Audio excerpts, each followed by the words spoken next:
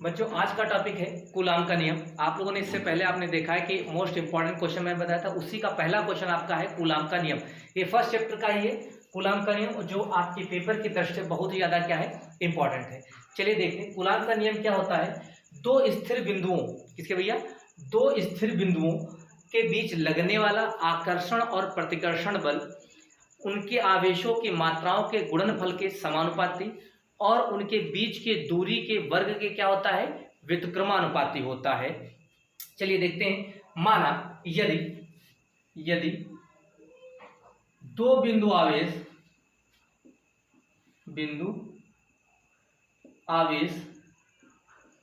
Q1 व Q2 है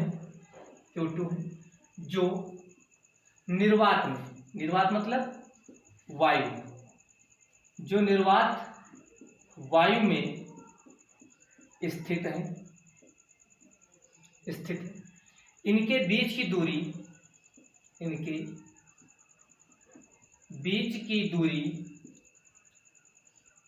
दूरी स्मॉल r मीटर हो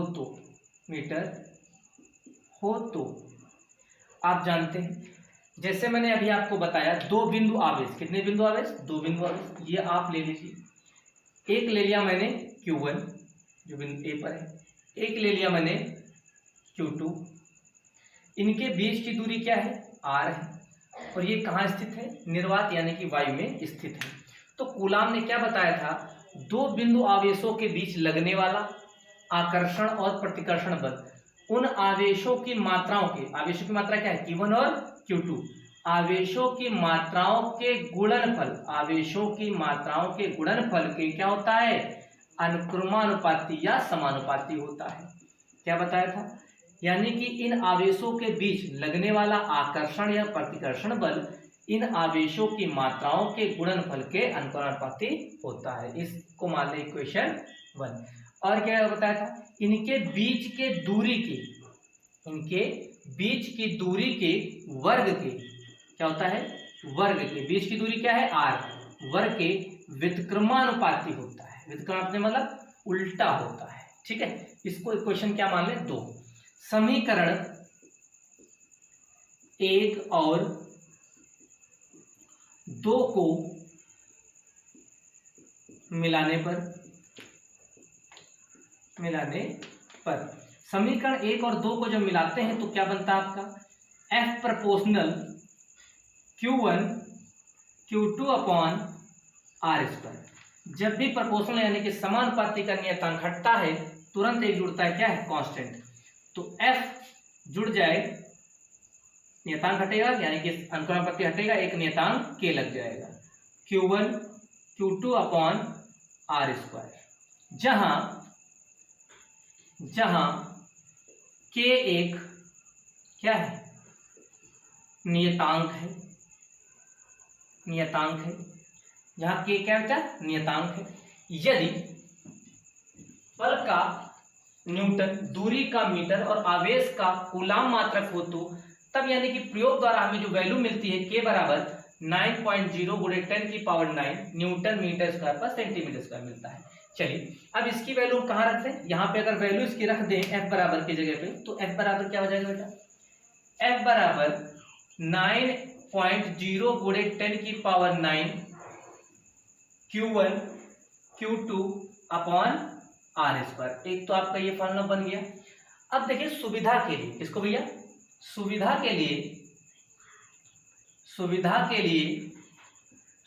लिए जो हम लोग हैं वो K को क्या लिखते हैं, 1/4πε0। क्या लिखते हैं, 1/4πε0 लिखते हैं। तो जरा देखिएगा, फिर अगर यहां पर वैल्यू K के जगह पे हम लोग क्या रख दें तो F बराबर क्या बन जाएगा, 1/4πε0 Q1 Q2 अपॉन R²। ये किसका निकला है भैया, कूलाम का निकला। दो बिंदु आवेशों के बीच लगने वाला बल क्या होगा, ये होगा। वैल्यू आपकी क्या रहती, ये रहती, जहां एप्सिलॉन जो है, जो आपका एप्सिलॉन से पढ़ते हैं, क्या पढ़ते हैं बेटा, एप्सिलॉन, जहां एप्सिलॉन निर्वात की वैद्युतशीलता है, क्या भैया है, वैद्युतशीलता वैद्युशीलता है, जहां यह जो है निर्वात की वैद्युशीलता है। अब इसके बारे में थोड़ा जानकारी ले लेते हैं, इसका मात्रक लिखते हैं। किसका? एप्सिलॉन नॉट का मात्रक। क्या देखेंगे भैया? मात्रक।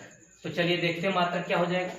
आप लोग ने पढ़ाई यहाँ पर देखिए, इसको सीधे मल्टीप्लाई करा दीजिएगा तो आपका क्या निकलेगा भैया? ऊपर आ जाएगा। ये कहाँ चला जाएगा? नीचे चला जाएगा। भाई इसके नीचे क्या होगा? 1 होगा। तो ये ऊपर मल्टीप्लाई में आएगा, ये कहाँ चला जाएगा? डिवाइड में चला जाएगा। तो 4 pi epsilon 0 1 upon F Q1 Q2 upon R square हो गया। अब हमको सिर्फ इसकी वैल्यू निकालनी है, इसको नीचे ले जाए तो क्या हो जाएगा? Epsilon not 1 upon 4 pi F Q1 Q2 upon R square. क्या हो गया भैया? Q2 square upon R square हो गया। जहां पर अब देखिए ये 4 पाई क्या संख्यात्मक मान है, इसका तो कोई मात्रक होगा नहीं, इसका क्या होगा? कोई मात्रक नहीं होगा। जब इसका कोई मात्रक नहीं होगा तब हम लोग क्या लिख सकते हैं?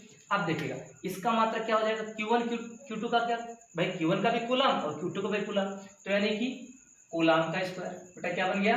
कूलम का स्क्वायर। नीचे क्या हो गया? बल यानी कि न्यूटन। और ये आपका क्या हो गया? अब दूरी क्या हम नापते हैं? मीटर में। तो क्या हो गया? Metre square. तो मेरा क्या बन गया भैया? कूलम स्क्वायर पर न्यूटन मीटर स्क्वायर। ये किसका मात्रक हो गया? आपका एप्सिलॉन नॉट का मात्रक हो गया। बच्चों माध्यम की वैद्युशीलता, किसकी? माध्यम की वैद्युशीलता और निर्वात की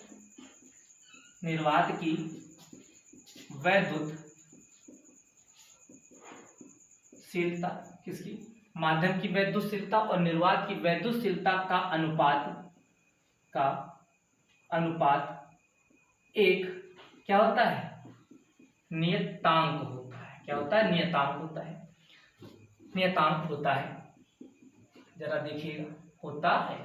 आइए देखते हैं। हमने कहा माध्यम की वैद्युशीलता को हम लोग किससे नोट करते हैं? एफ से सिर्फ। निर्वात की वैद्युशीलता मतलब एफ नॉट। नॉट मतलब एयर रख लो, O2 होता है ना, ऑक्सीजन O2। एयर मतलब ऑक्सीजन O। और ये माध्यम की क्या होती है? एक नियतांक होता है K। तो मल्टीप्लाई करा दें तो F बराबर क्या हो जाएगा? एप्सिलॉन नॉट K, जहां K को परावैद्युतांक कहते हैं। जिसे क्या कहते हैं? जहां K परावैद्युतांक कहते हैं। ये परावैद्युतांक किसका होता है? ये परावैद्युतांक जो होता है माध्यम का होता है। किसका होता है बेटा? माध्यम। किसका होता है? माध्यम का परावैद्युतांक होता है। किसका होता है बेटा? माध्यम का परावैद्युतांक होता है। चलिए आपका टॉपिक कंप्लीट हो चुका है। कौन सा? कूलॉम का नियम। कूलॉम का नियम मैंने क्या बताया था? दो बिंदु आवेशों के बीच लगने वाला आकर्षण और प्रतिकर्षण बल। दो बिंदु आवेश मतलब Q1 और Q2 के बीच लगने वाला आकर्षण बल या प्रतिकर्षण बल F उन आवेशों की मात्राओं के गुणनफल के क्या होता है? समानुपाती। और इनके बीच की दूरी की क्या होता है? वर्ग के व्युत्क्रमानुपाती होता है। दोनों को मिलाते हैं F प्रोपोर्शनल क्या बन जाता है? Q1 Q2 upon R square. तो F बराबर क्या बन गया? Q1 Q2 upon R square. हो गया कि नहीं हो गया? यही। और यहाँ पर जी हटेगा तो एक नियतांक आएगा। आप यहाँ पे डायरेक्ट तो 1/4 पाई एप्सिलॉन 0 और 1/4 पाई एप्सिलॉन 0 किसके बराबर होता है? 9 गुणे 10 की पावर 9 के बराबर होता है। वैल्यू रखो, बड़ा से आंसर पाओ। ठीक है, और ये आसानी से आपका हो ही सकता है। फिर आगे हम लोग देखते हैं। अच्छा, आवेश क्या होता है? आवेशों के बीच आकर्षण और प्रतिकर्षण बल क्या लगता है? थोड़ा सा चीजें आप समझ सकते हैं। आवेशों के बीच आकर्षण और प्रतिकर्षण बल। अब देखिएगा, जब आवेश क्या है? एक अदिश राशि है। आवेश कैसा है बेटा? आवेश एक अदिश राशि है। कैसी है? अदिश राशि है। स्केलर क्वांटिटी है। आवेश कैसा? अदिश राशि। इसका मात्रक क्या होता है? इसका मात्रक होता है कूलम। क्या होता है? कूलम होता है। ठीक है, जब किसी मेटल में ऋणावेशित होता है तो उसके अंदर इलेक्ट्रॉनों की अधिकता होती है, और जब कोई मेटल या कोई धातु या कोई पदार्थ धनावेशित होता है तो उसके अंदर क्या होता है? इलेक्ट्रॉनों की कमी होती है। तो देखिएगा, जब समान प्रकृति के आवेश होते हैं जैसे +Q और +Q, तो इनके बीच जो लगता है वो प्रतिकर्षण बल लगता है। कैसा लगता है? प्रतिकर्षण बल लगता है, यानी कि रिपल्सन फोर्स लगता है। जब या माइनस माइनस हो या माइनस माइनस हो तो कैसा लगेगा? प्रतिकर्षण बल ही लगेगा। कैसा लगेगा? प्रतिकर्षण बल लगेगा। प्लस प्लस हो या माइनस माइनस हो तो उनके बीच जो बल लगता है वो कैसा होता है, प्रतिकर्षण बल होता है। कैसा होता है, प्रतिकर्षण बल होता है। जब विपरीत प्रकृति के होते हैं, विपरीत नेचर के होते हैं, एक प्लस का और एक कैसा हो, माइनस हो, तो उनके बीच जो लगता है वो कैसा होता है, आकर्षण बल होता है। कैसा होता है, आकर्षण बल।